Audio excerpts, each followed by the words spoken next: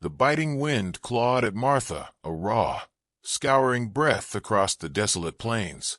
Her ragged dress offered little comfort against its chill. Ahead, the flickering orange glow of a Comanche camp, a place spoken of only in hushed, terrified whispers. But behind her, in the hollows of her children's eyes, lay a terror far greater. Samuel, small and frail, and Lily, whose breath was now a faint, shallow whisper against her neck, were fading. Starvation had etched its cruel signature upon their faces.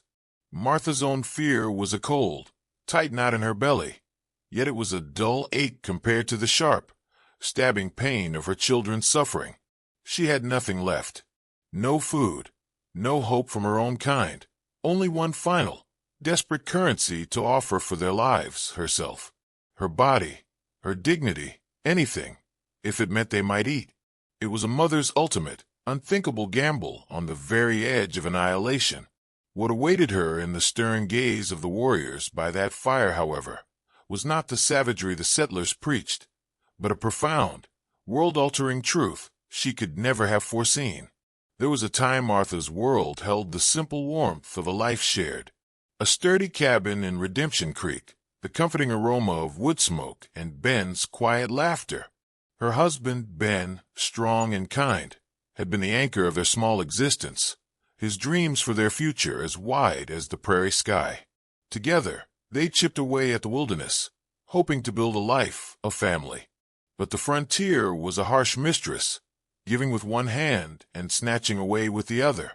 The fever, swift and merciless, had stolen Ben, leaving Martha a young widow. Her dreams turned to dust. Grief was a constant companion, but soon a colder shadow fell upon her, the scorn of Redemption Creek. Deacon Hemlock, a man whose pronouncements of piety were as rigid as his starched collar, saw Martha's quiet endurance not as strength, but as an affront. Her independence, her refusal to immediately seek remarriage in a town where eligible men were few, he twisted into a narrative of willfulness, a stubborn pride that bordered on the ungodly. Her sorrow, kept close and private, was deemed unnatural. A failed harvest, a winter that bit with uncommon ferocity. These common prairie trials were laid at her door. Whispers slithered through the dusty settlement, insidious and cruel. She brought misfortune. Some murmured. She was marked by ill luck. Others decided, their eyes skittering away when she sought credit at the general store. Deacon Hemlock, from his pulpit, fanned these embers of suspicion into flames of judgment, speaking darkly of women who strayed from the righteous path, his gaze often finding Martha in the sparse congregation. Martha, a woman of few words but possessing a keen, almost painful awareness, observed it all. She saw the subtle shifts in expression, the doors that closed a little too quickly, the way acquaintances now hurried past. Her quiet nature, once praised as demure, now condemned her as secretive, even defiant. Ben had taught her to read the land, to notice the smallest signs. Now, she read the hardening faces of her neighbors with that same sharp focus. Inside, a battle raged, fear for her children, a raw, gnawing anxiety, fought against a rising tide of bitter indignation. She had done no wrong, yet she was being judged, condemned, and slowly starved out. Her meager savings, Ben's legacy, and the fruits of her own tireless mending, dwindled to nothing. Redemption Creek, a name that now tasted like ash in her mouth, offered no redemption, only cold shoulders and eventual ostracization. With a pathetic bundle containing their last worldly goods, she had led Samuel and Lily away from the town that had forsaken them. The vast, indifferent prairie was now their only refuge, their only path. She walked with her back straight, a mask of calm she did not feel, her eyes constantly scanning, assessing, every nerve ending alive to the harsh realities of survival. The last of their flour, baked into 3 small, hard biscuits, was a distant memory. Lily's cough, a dry, racking sound, was a constant chisel against Martha's heart. Samuel, barely 7, tried so hard to be brave, his small face set in an imitation of his father's stoicism, but his thinning frame betrayed their shared hunger. He tried, with small, fumbling hands, to set snares Ben had shown him, but the prairie remained stubbornly empty. Martha sank to her knees on the rough, unforgiving earth. The sky above was a vast, empty canvas of deepening blue, offering no solace, only reflecting the desolation within her. Redemption Creek was a closed door, a bitter memory of hypocrisy. Behind her, nothing but judgment. Ahead what? Then, a thin wisp of smoke against the darkening sky. Comanche. A jolt, cold and sharp, shot through her. Deacon Hemlock's voice, filled with righteous terror, echoed in her mind, painting lurid pictures of savage warriors, of unholy rituals, of brutal, merciless raids. She had seen, once, the charred ruins of a remote homestead, the horrifying aftermath attributed to a Comanche war party. Those images, seared into her memory, had fueled countless nightmares. Yet, as she looked at Lily, limp and pale in her arms, at Samuel's sunken eyes, that ingrained fear began to fray. What was the terror of the unknown compared to the agonizing certainty of watching her children waste away before her very eyes? The fearsome warrior of settler legend, his face painted for war, his eyes like chips of obsidian. That image, once a symbol of ultimate dread, now shifted, transformed by her desperation into a sliver of insane, improbable hope. A terrible, cold resolve settled in her. If the Comanche were the godless savages the settlers claimed, perhaps they would understand a transaction of pure, raw survival. She had nothing left to trade, no tools, no trinkets, no food. Only her own flesh. The thought brought a wave of revulsion, a profound, body-shaking shame. But then she saw Samuel's small hand reach for hers, his touch a fragile plea. She saw Lily's eyelids flutter. The shame was incinerated by the fierce, unquenchable fire of a mother's love pushed beyond every known limit. She would make the offer. She would lay down the only thing of value she possessed if it meant her children might live to see another dawn. Her quiet resilience hardened into a grim, unyielding purpose. She rose, her legs trembling but her will like iron. Towards the smoke, towards the unknown, she forced her feet to move. The sun bled its final colors across the vast horizon as Martha, with Samuel and Lily stumbling beside her, drew near the Comanche camp. The air grew heavy with the sense of wood smoke, roasting meat, and the unfamiliar, pungent aroma of tanned hides and horses. Faint sounds reached them, and occasional dogs bark, the murmur of voices in a language that was a wild, guttural music to her ears, the distant, rhythmic pulse of a drum, like the very heartbeat of the plains. As they crested a slight rise, the camp unfolded before them, a scattering of conical teepees, their surfaces adorned with painted symbols that seemed to writhe in the flickering firelight. And then, as if a silent signal had passed through the air, the everyday sounds of the camp ceased. The drumming stopped. The voices died. The dogs, however, erupted, their barks sharp, aggressive, making Lily cry out and shrink against Martha's legs. Figures began to emerge from the teepees, first one or two, then more, materializing from the shadows like spirits of the land. Men, their dark braids interwoven with feathers and beads, their bodies lean and taut with a predatory grace. Women, their faces inscrutable, their eyes sharp, missing nothing. They stood, simply watching, their collective stillness more terrifying than any shouted threat. Martha's breath hitched. The carefully constructed wall of her resolve threatened to crumble. Every instinct screamed at her to turn, to flee into the embrace of the empty, indifferent prairie. But Samuel's small, cold hand tightened its grip in hers, and Lily let out a weak, pitiful moan. There could be no retreat. One warrior, taller than the rest, detached himself from the group and moved towards them. He walked with a fluid, panther-like grace, a contained power radiating from him that seemed to compress the very air. His face, framed by straight, dark hair that fell past his shoulders, was stern, unyielding, his eyes deep-set and piercing under a strong brow. He wore a simple breechcloth and beaded moccasins, a long knife clearly visible in its sheath at his hip. His chest and arms were bare, revealing the hard, sculpted muscle beneath skin the color of weathered oak. This was him, the warrior from the terrifying stories, the man who now embodied her last, desperate, and most shameful hope. This was Tavok. Martha instinctively nudged Samuel and Lily slightly behind her, her own thin frame a pathetically inadequate shield. Her lips felt cracked and dry, her tongue a clumsy weight in her mouth. She tried to swallow, but her throat was a tight knot of fear. The words she had rehearsed, the desperate plea, seemed to have evaporated.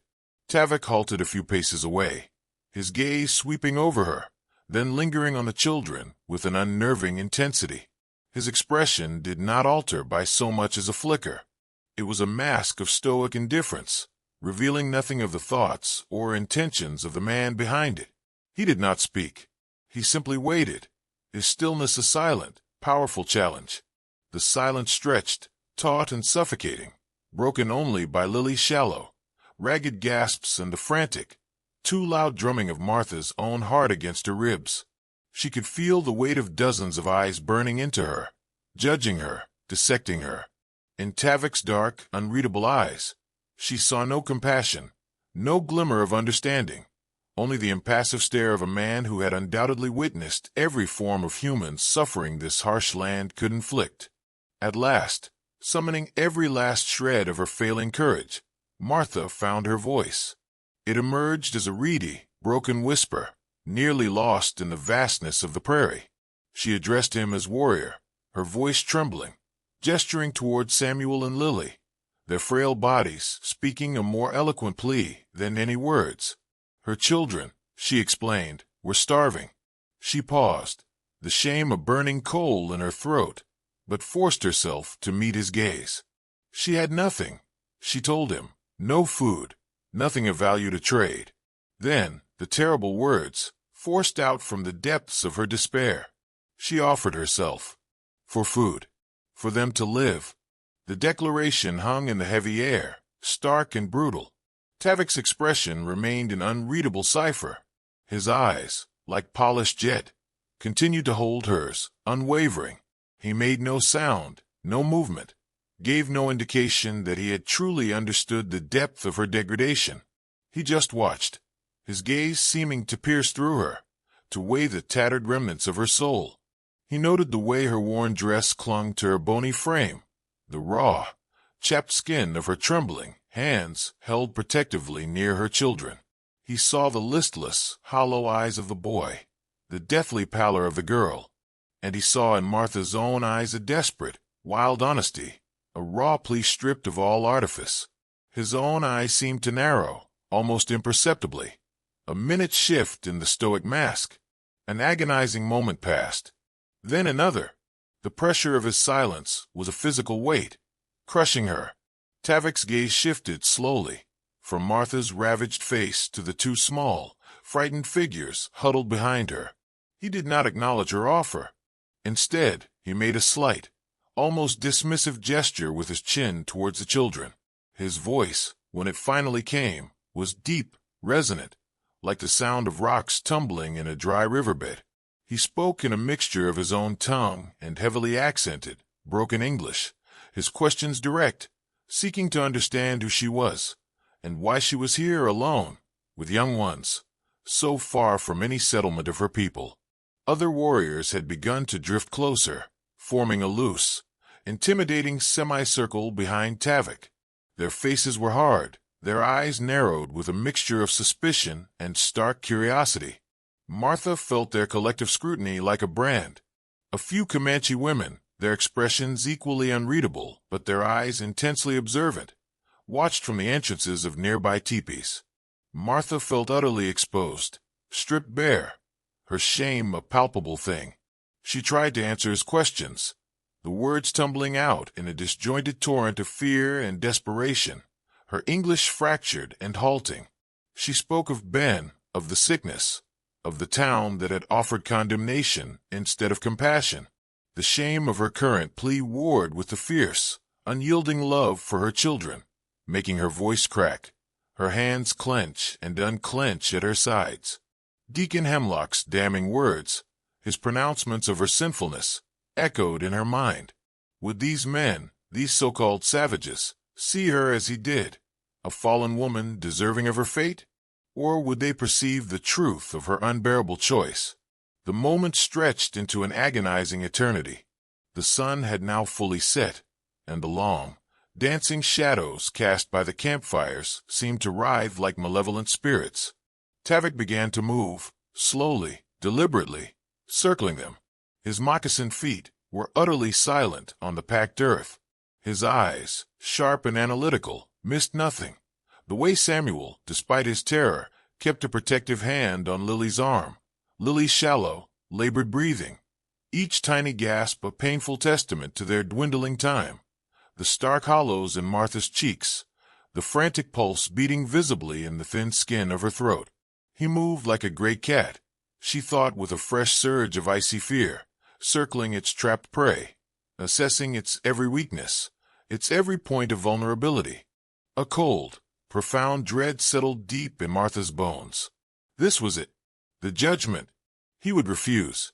Or worse, he might accept her degrading offer, take what he wanted, and then cast them out anyway, to die on the plains. Or perhaps he would take the children. The thought was a fresh, unbearable agony. Tavok completed his slow circle and stopped before them once more.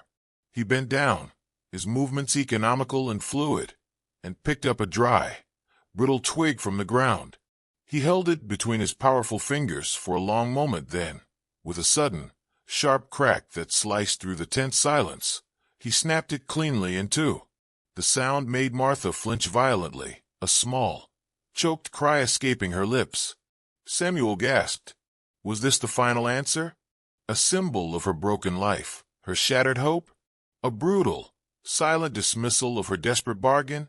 Her last, fragile sliver of hope disintegrated, leaving only a cold, hard residue of despair. She squeezed her eyes shut, bracing herself for the inevitable, for the end. Then, Tavok did something that defied all her expectations. He tossed the broken pieces of the twig aside, his expression, if anything, even more unreadable than before. He looked at Martha, a long, searching gaze that seemed to peel back layers of her fear and desperation. Then his eyes shifted to Samuel, and then to Lily, lingering on the small girl's pale, still face. He said nothing at all about Martha's shameful, desperate proposal. Not a single word. Instead, he straightened to his full, imposing height and turned, addressing his people in the rapid, flowing cadences of the Comanche tongue. His voice was firm, carrying an undeniable note of authority. Though Martha understood none of the words, the suffocating tension in the air around them seemed to subtly shift, to lessen almost imperceptibly. The warriors behind him murmured amongst themselves, their expressions still wary, but some of the overt hostility appeared to recede. An older woman, her face a rich map of wrinkles etched by sun and time, her dark hair generously streaked with silver, detached herself from the onlookers and moved towards them. She approached with a quiet, inherent dignity, her eyes, surprisingly gentle and filled with a deep wisdom, fixed on the children. She knelt before Lily, whose eyes were now closed, her breathing alarmingly faint. The woman murmured something soft and soothing in her own language, and then, from a beaded pouch at her waist, she produced a small piece of dark, dried fruit, its sweet aroma faintly reaching Martha. She offered it to Lily. Lily's eyelids fluttered open. She stared at the fruit, then looked up at Martha, her eyes wide with a mixture of fear and a dawning, fragile hope. Martha, tears now welling in her own eyes, managed a small, shaky nod of assent. Lily, her tiny hand trembling, reached out and took the fruit, slowly, hesitantly, bringing it to her lips. Tavok turned back to Martha.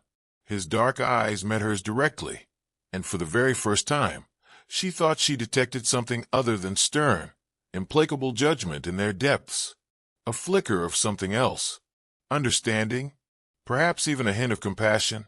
He told her, his English still careful and broken, but his meaning devastatingly clear, that her children were starving. He paused, his gaze intense. A woman's body, he stated, was not food. Not for children. He paused again, longer this time, as if choosing his next words with immense care.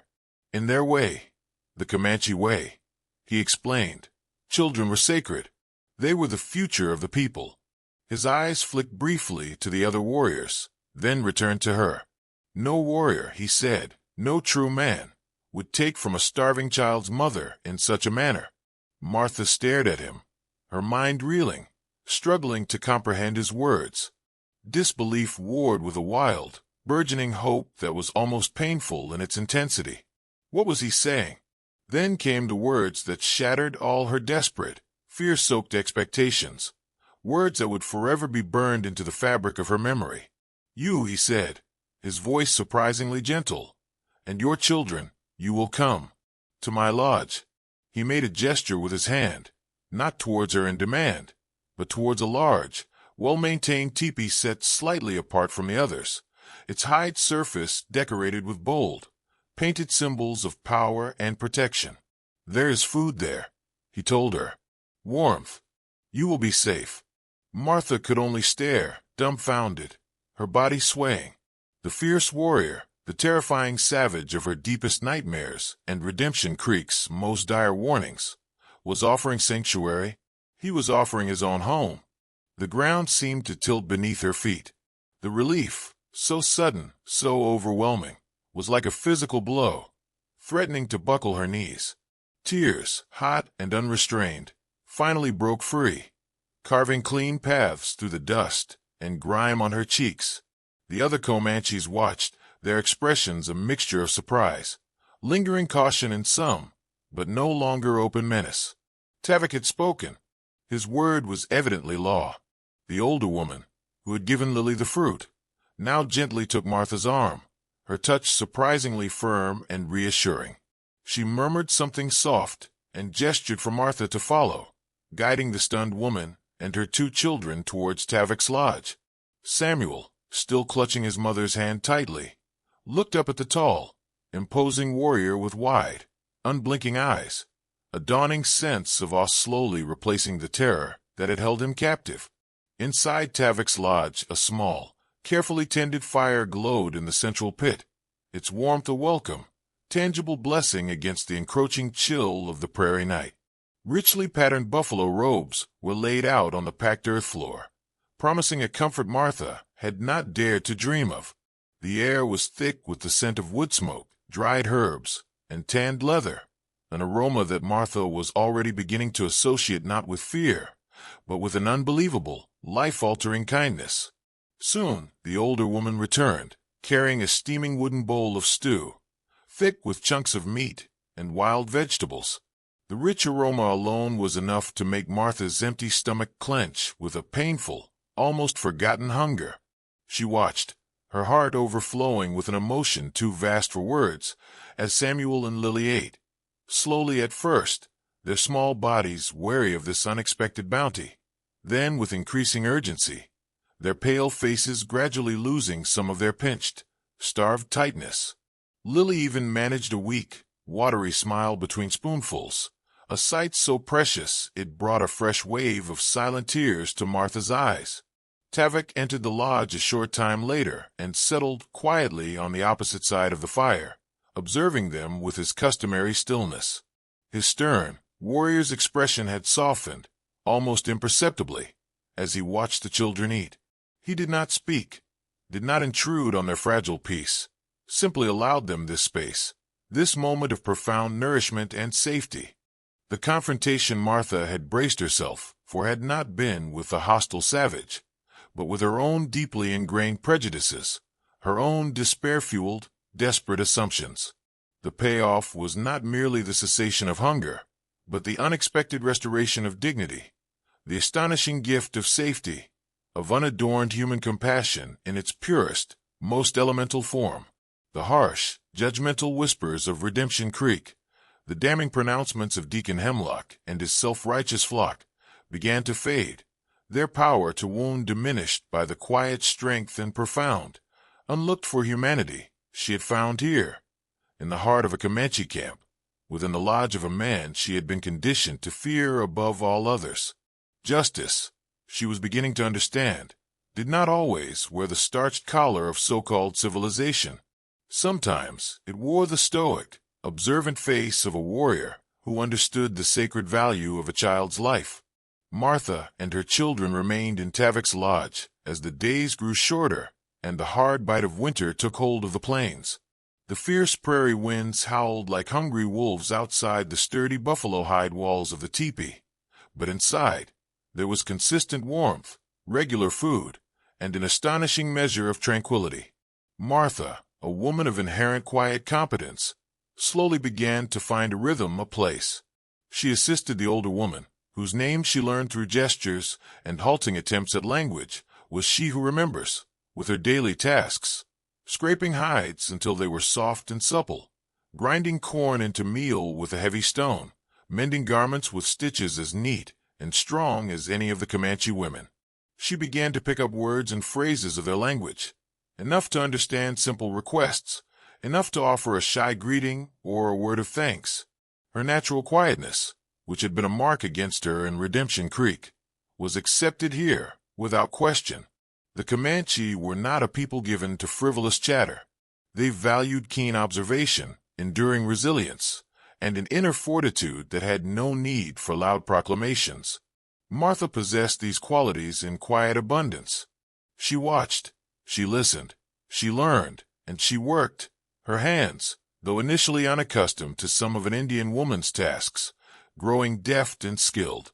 Gradually, almost without her noticing, she began to earn a quiet measure of respect from the other women, then from the men. The children, Samuel and Lily, blossomed under the unexpected care. The healthy color returned to their cheeks, their laughter, tentative and fragile at first, then more robust and frequent, echoed softly within the warm confines of the lodge. Lily's debilitating cough vanished entirely, replaced by the boundless energy and healthy exuberance of a child no longer shadowed by starvation and fear. Samuel, drawn by the rough-and-tumble games of the young Comanche boys, began to shed his shyness, his initial caution giving way to a bright-eyed curiosity and a surprising aptitude for their ways. Tavok remained a figure of quiet, unwavering authority. He never once alluded to Martha's initial, desperate offer. He never demanded recompense or service for the protection, food, and shelter he so generously provided. He treated her with a distant, almost formal courtesy, his gaze often thoughtful as he observed her interactions with his people, or her gentle, unwavering care for her own children.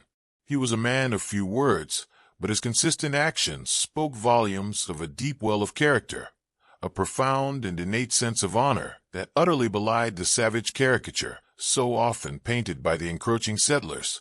Martha found herself watching him, too, during the quiet evenings by the fire, noticing the almost imperceptible softening of his eyes when he looked at the children of the camp, the quiet patience with which he instructed the young boys in the use of the bow or the tracking of game, the immense, quiet dignity he carried in every line of his body, in every measured movement. When the first green shoots of spring began to push through the thawing earth, when the prairie grasses shed their winter brown for a vibrant, hopeful green, Tavok approached Martha. He had gathered provisions for them, a generous supply of dried meat, a sack of freshly ground cornmeal, a thick, warm buffalo robe. He led her to the edge of the sprawling camp and pointed toward a series of low, rolling hills in the hazy distance. That way, he indicated, his English still marked by the rhythms of his own tongue. A pass through the hills. Safer. It leads to lands, he explained, where people were fewer, and where perhaps judgment was less swift, less harsh. It was time for them to leave. A pang of something akin to sorrow, sharp and unexpected, pierced Martha.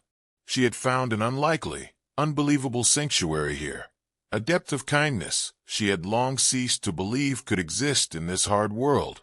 She looked at Tavok, this stern, imposing warrior who had shown her and her vulnerable children such profound, unmerited grace.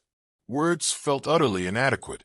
How could she ever thank him for their lives, for restoring not just their physical bodies, but her fractured faith in the possibility of goodness? She could only nod, her throat tight with unshed tears, her heart full. "Thank you, Tavok," she managed to whisper, the simple words carrying the weight of her immense gratitude. For everything. He merely inclined his head, his dark, unreadable eyes holding hers for a long, silent moment.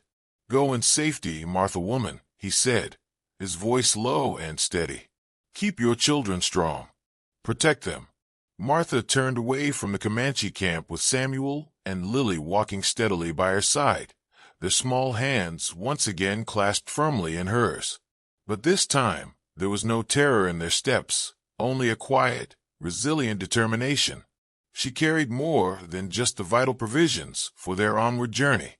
She carried a transformed heart, a heart that had borne witness to the truth that courage, honor, and profound compassion could blossom in the most unexpected, most uncultivated soil, far from the self-proclaimed bastions of piety and civilization that had so cruelly and casually cast her out.